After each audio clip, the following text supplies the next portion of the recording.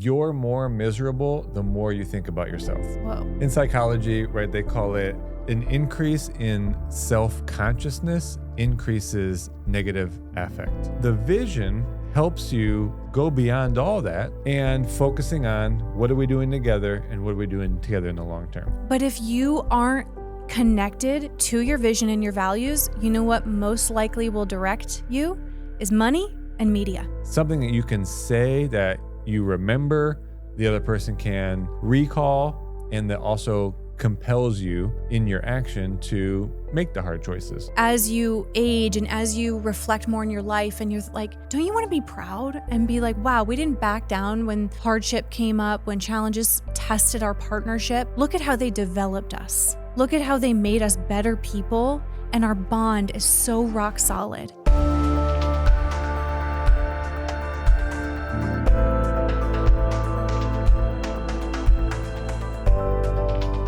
Hello and welcome to the Empowered Couples Podcast, where here you get modern, non-boring relationship advice for you and your partner to communicate like pros, fight smarter, and stay on the same team no matter the challenge that you face. I am one of your hosts, Aaron Freeman. And I'm Jocelyn Freeman, but you all just know us as the Freemans. And today we are talking about the power of having a shared vision together and how that helps you through the many different seasons of life.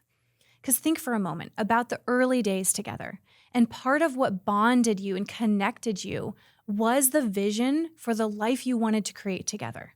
For some of you, it may feel as though you already created what the two of you envisioned: the family, the careers, the place you lived, the community. And that is something to celebrate. But what we don't want to do is lose sight of why we do what we do, what we're creating next. When you lose sight of your vision and why you're doing everything that you're doing, it's very easy to get caught up in the mundane, in the tasks, and to just feel like you're disconnected from a bigger purpose, especially as a couple.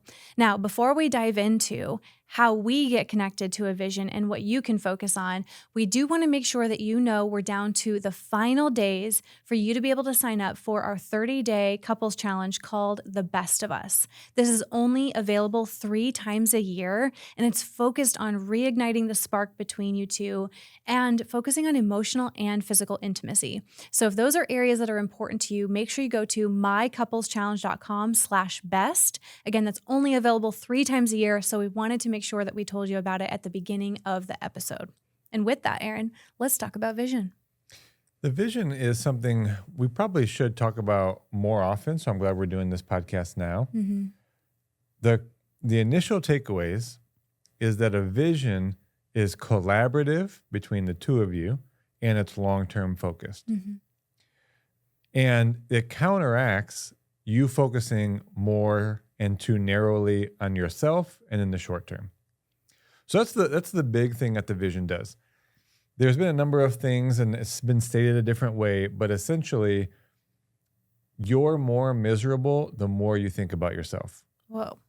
In psychology, right, they call it an increase in self-consciousness increases negative affect or negative emotion. Mm-hmm. So the more negative you feel, and essentially in our life and in our marriage, that's not what we want, right? We get into these moments where the more negative emotions you feel, it kind of feeds on itself, and there's a lot of tools we talk about for that.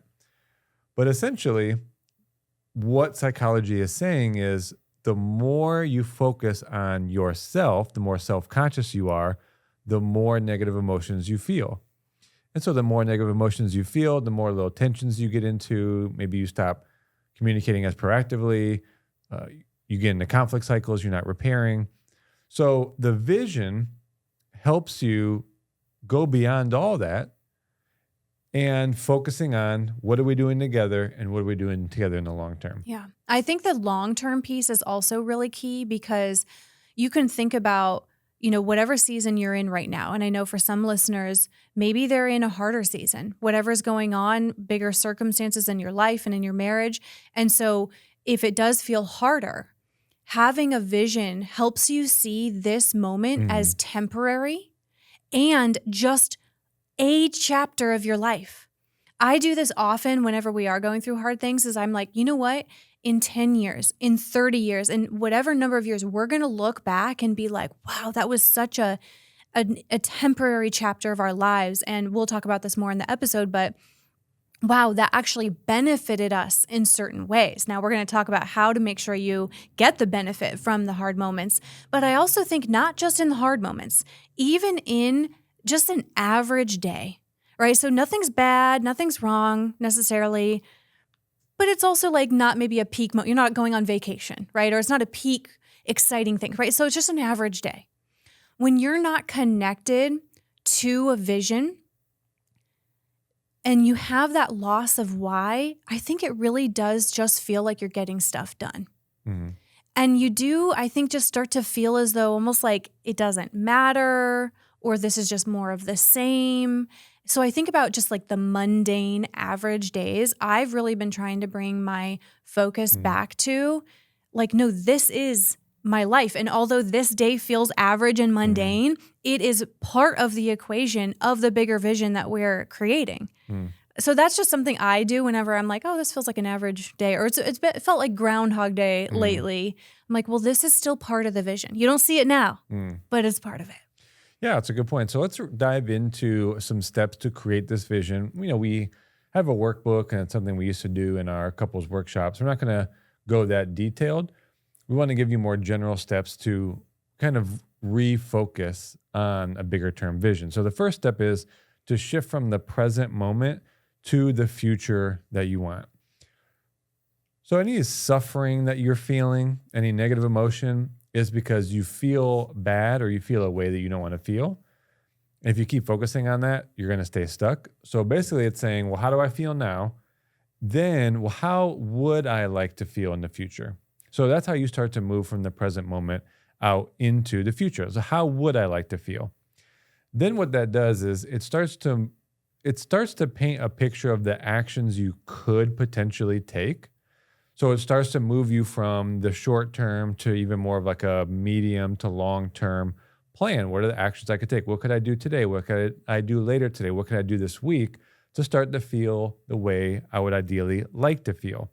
And what that does is that takes you out of the immediate pain or fear of the short-term outcomes or consequences of the situation you find yourself in. What that can even actually do is it'll create relief and peace. And with that relief and peace, because you've moved out of the present moment, you're thinking about how you'd like to feel. Now you have a set of actions you could potentially take, so you start to act on them. You'll have to reevaluate their effectiveness, obviously, later. But you can move forward with relief and peace to weather the short-term storm. We're not saying that the vision gets you out immediately of the pain you're feeling, but you can feel relief and peace knowing that you are moving to this place. And that's, I think, sometimes the best you can shoot for. We're not saying that you go from suffering or you go from whatever the negative emotion is that you're feeling to joy now. But would relief and peace be a real move forward for you? Would feeling relief and peace give you more mental and emotional capacity to think a little bit longer term, come up with even better plan? Yes, you have more clarity to start to act. So it's really a way to start to get you out of, again, the short-term focus and the short-term focus of the negative emotions you feel about yourself. I wanted to say one more thing as you were describing that. I was even thinking about like parenting as a good focus for this. If you think about it, you really do have to think about the bigger vision of the kind of human you're raising, because in the moment you might have to do the hard thing. For example, they're really fighting for something. They really want something. Maybe they're at the toy store and they're really wanting it, or they're wanting ice cream right now. And the easy thing would be to give in every time. That's a good point. It takes a steady, sturdy parent to say, okay, long term, I want to raise a human being who knows they don't get everything they want right away, or that they're not, overstimulated or getting too much sugar, for example, like whatever the reason is. So I'm going to do the hard thing right now in the temporary moment of saying, hey, not right now, and here's why. Think about life and like the vision sometimes for the sake of the vision, the long term, you have to do what's inconvenient or not fun or not the easy route right now. Yes, this is a good transition. Let me Okay. jump in here on this one, because the vision is conceptual. So the first part was to move from the present to the future. And so you moved yourself into relief and peace. You saw a path of some actions. But now, this is a great point that you're bringing up. Step 2 is you have to define the higher values and purpose. Yes. Okay, again, the vision is a concept. It got you peace and relief. You were able to start to move forward. But how do you now start to find the right actions to take? And that's what you're saying, because you're going to have to probably make some harder choices. So your vision now becomes, let's, from the future we want to experience, look back, what are our core values? And like, what is our purpose underneath this bigger vision? And the values start to give you the actions to take in the moment. So that's what you're saying. Do I give in to sugar or buy this toy to alleviate this potential tantrum? Okay, but our vision is such that our values are the value of gratitude, of appreciation for what we do have, and we want to model that to our kids. So is buying them the next toy going to move you towards the value of gratitude and appreciation? Maybe not. So that's what you want to do next. Okay, so together you want to start to say, well, all right, what are our defining values as a couple? Yeah. I mean, this is something that we do every year. It's part of our family meeting guide, actually, because otherwise, again, you lose sight of all the why you're making certain choices, why you're doing things. And I want to give an example of even a couple I was talking to. One of the partners was offered a really significant pay increase, but it would come with a ton of travel, so being away from the family, way more stress and longer work hours. And when they really thought about what they value and the long term, like what their vision actually is, they thought, okay, the money, it's enticing. It was a significant amount. But is it aligned with that vision, what I want my life to actually look like and what I value? And it was a very clear no. But I know things like money. So I think this is important to apply to your career, the career choices you make. I mean, you guys are going to be offered job positions in other cities, promotions, pay raises. You could take them to different schools. Like, there's so many decisions that you have to make in your lifetime together. And that you can, because we have a lot of opportunity, right, where we live. But if you aren't connected to your vision and your values, you know what most likely will direct you is money and media. And impulse. And impulse, like just whatever's tempting. So it's very, very real how the either presence or lack of your vision and values would show up in your day-to-day decisions. Yeah. So now we were going to make this even more concrete. So we're going to move to step 3, which is you start to create more of a clear picture, even a statement of this vision that was conceptual, these values, which are at a very high level, to start to direct your actions. Because ideally, you want something you can remember, because when you get into future moments, you want to remind each other of what's our vision. It's going to incorporate the values, obviously. Something that you can say that you remember, the other person can recall, and that also compels you in your action to make the hard choices. So again, it has to be something that it's like simple enough. So we're not going to go into a super detailed step-by-step, but you want to outline some of the main things. What's the experience you want to have together? So that's more of the emotional experience of your life. What do we see as the activities now? And those activities, right, are, as we have already mentioned, align with the value. Okay, here's our values. Here are our 3 core values. So what actions would we need to start taking now to be aligned with that? What are the results? What are the more tangible, material outcomes? Now, as a bonus, you could even say, what are the results in terms of the people we want to be? I think that's always a good question to put in there. And then lastly, Because we've talked about on this podcast, more recently, the real benefits in your reward system of your brain for pro-social behavior. That is to say, a vision that you can agree on that also serves and benefits people beyond you and even your family is going to be even more compelling. Mm-hmm. So that's another question, right? What could be the benefit to other people? Maybe not in the immediate now, but if we take these actions, align with our values around this bigger vision, what difference could that make in our community? Yeah. What difference could that make beyond that, right? So that starts to create even bigger picture and even more aspirational future. I think for an exercise, if you all wrote down those bullet points he just said and really write those out, I also think putting it in like picture form too. If you haven't done a vision board in a while, maybe you two make a vision board, because I think it really is powerful for the mind to see it.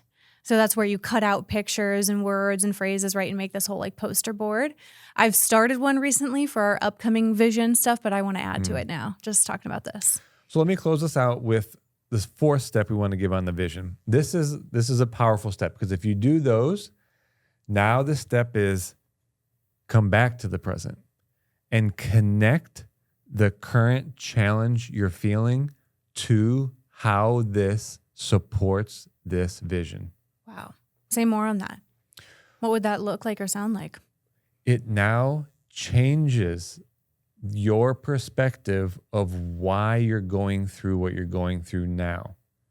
It's harder to connect to why are we having this real estate investment almost ruin us.